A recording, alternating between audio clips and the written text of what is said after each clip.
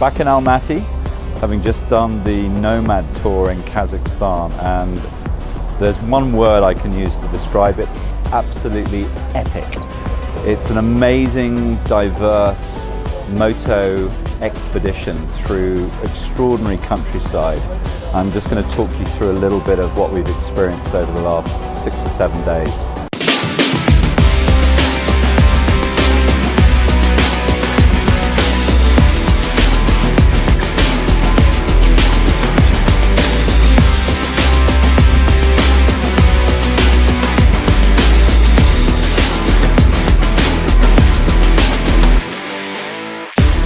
First day, all across a little bit of tarmac, heading up towards the desert to Almaty. And there's a little bit of off-road section through gravel and dust and sand, which is just getting them used to the beginning of the Nomad Enduro. And first day on the bikes for everybody, getting them all warmed up. And then basically you hit the desert. And the heat there is incredibly intense.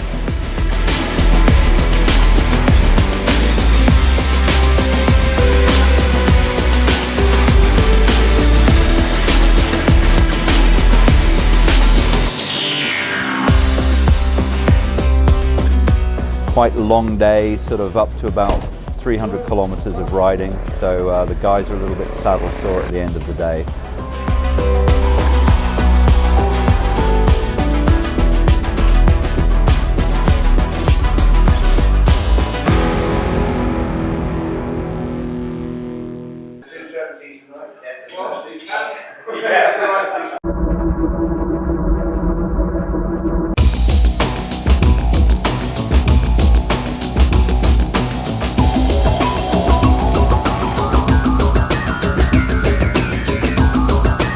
Second day, there's just one word for it: sand. Sand and sand. Much more sand. I don't think I've ever experienced conditions like it. We had to do a section of 120 kilometers, and because of the intensity of the heat over the last few months in Kazakhstan, the sand had got really powdery. So the moment you bury your tire in it, these puffs of powder come up, make it very difficult to get traction through it.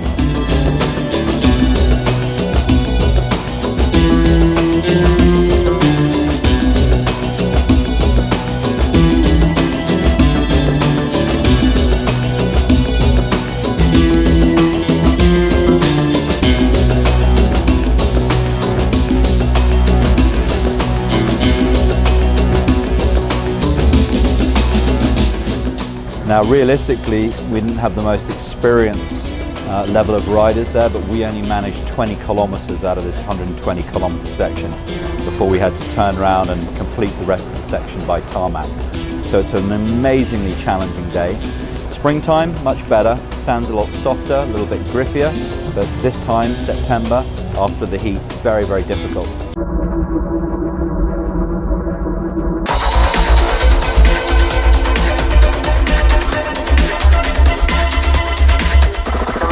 Follow the truck, please, over.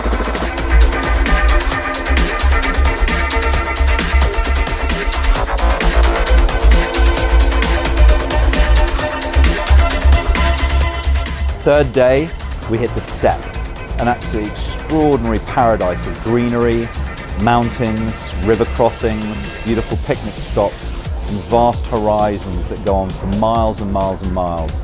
Guys really beginning to get into their riding stride.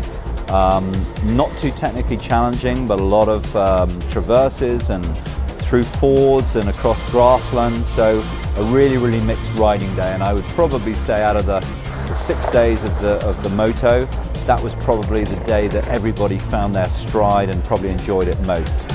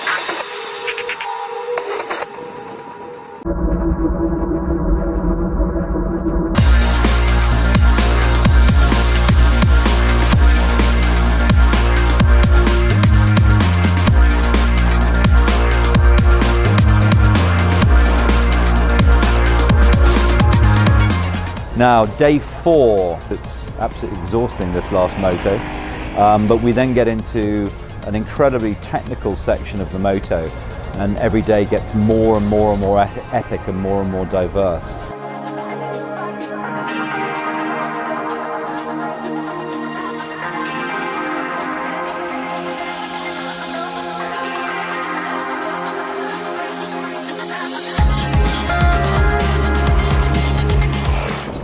Day 4, we basically hit the Charing Canyon.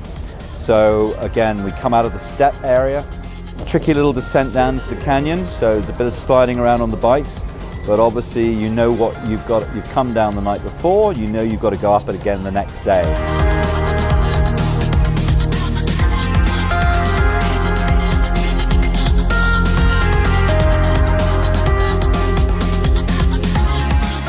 And the Charing Canyon is something quite spectacular. It's, I think, the 3rd largest canyon system in the world. Absolutely beautiful.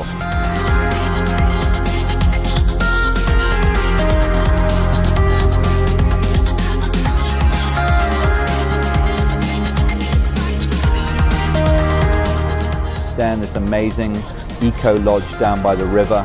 Great food throughout the whole trip, but down there really exceptional. Staying in yurts for the first time, which is a great experience. Everybody gathered together. Great bonding going on at this point.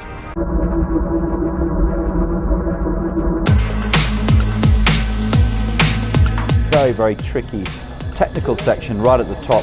About 20-25 meters of traversing at full speed with a lot of sharp rocks around. And I have to say, we had a few spills, and that's when the bruising started happening for everybody.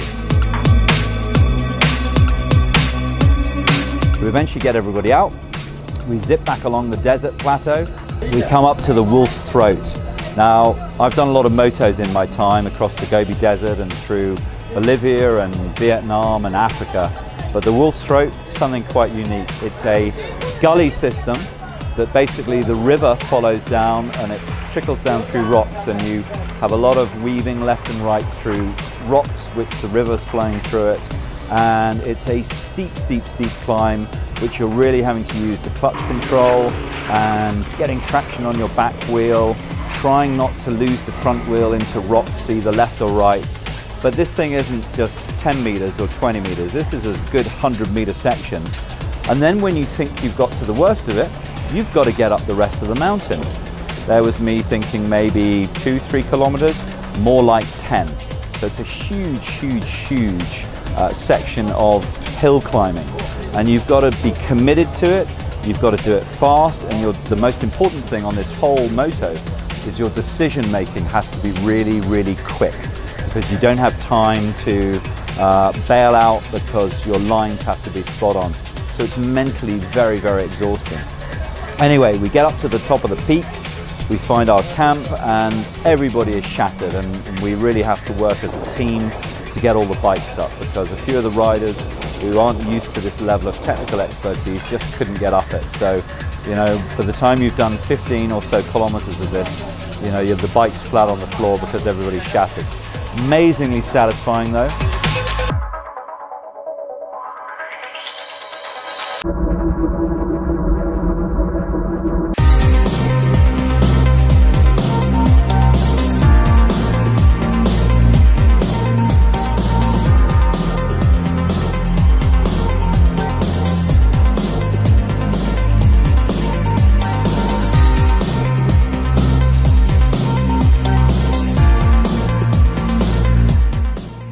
Crossing rivers all the time. A lot of the boys did that for the first time, and I think we only had one bike that needed to be pumped out from a little spill, but yeah, it was an absolutely superb tour. Highly recommended.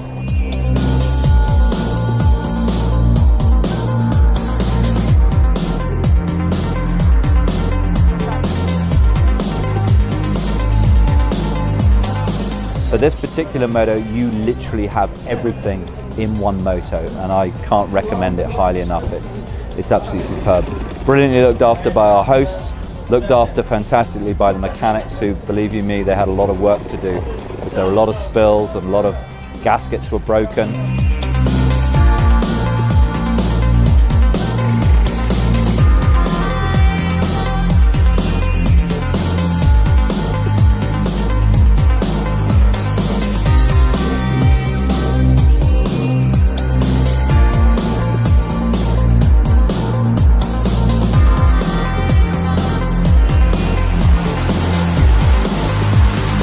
we've got mountain passes through the next day up to a good 3,500 meter peak, dropping down back into the Asai Plateau.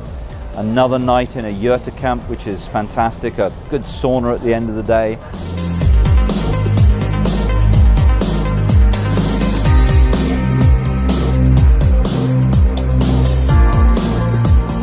Shane, mate, all your help on the hill. Absolutely superb. Absolutely superb. Tomcat, well done, mate. Good effort. Good effort. Another bob. Kazakh bob. I had an argument with Cal. Shit, man.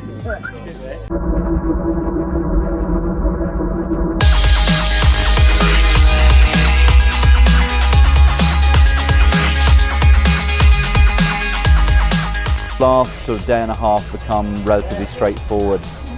We basically ride out on the last day across the Asai Plateau, which is beautiful pasture land flanked by the Altai mountains in the distance, which are all form part of the Tian Shan mountains.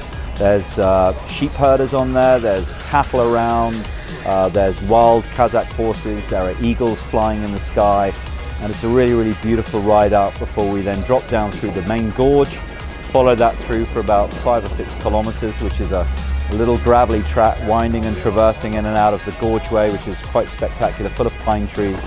And then eventually we come out onto the tarmac for the first time truly in about 5 or 6 days. And believe you me, your bike skills are really, really sharpened by then. The road feels like a beautiful undulating carpet. You know, you're floating on it, you're feeling every bit of the tyre movement, you know the capability of the bike, and your confidence is massively improved. And then it's the ride down into Almaty. And in fact, probably the most difficult thing of the whole moto is Almaty traffic. Because having not really experienced any cars for the last 6 days, we suddenly hit all the vagarities of all the drivers. So, you know, from going across plateaus and mountains and rock passes and deserts and sand, next thing we know, we're having to deal with trucks and cars and scooters and traffic lights, and it really throws you a little bit. So you're exhausted, you're thrilled, you're elated, but eventually you get into Almaty, and it's been the end of an extraordinary, extraordinary moto. It really is quite amazing. And everybody, you know, the main job is to get everybody back in one piece, which thankfully on this trip we did, but they all had an amazing time, thoroughly exhausted, very, very proud of themselves.